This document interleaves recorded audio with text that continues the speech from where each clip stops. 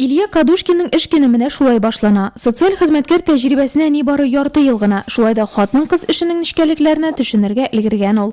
Ризык әзерләү, өйне җыештыру, кибеткә бару — бу бары хатын-кыз вазифалары дип уйлаучы ир-егетләргә аны үрнәк итеп куярга була.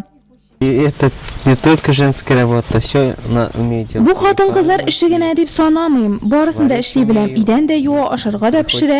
Бер әбием 3 атна урын өстендә авырып ятты. Мин һәр көнне килеп эшләрен карап китә идем. 83 яшьлек Аркадий Ануфриевка хуҗалыкта бераз булышканнан соң Илья ирле хатынлы Маталыгиннар өенә юнәлә.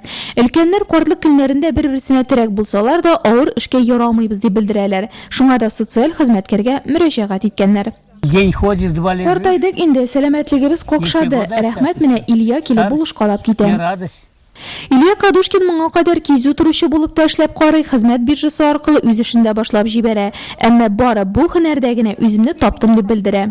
Когда я прихожу, Мин килеп булышам да, алар канәгать булып калалар, рәхмәт әйтәләр. спасибо говорят. Вот. Очень много помогает. Ул безгә бик булыша, су китерә, идән юа, келәмнәрне чистарта.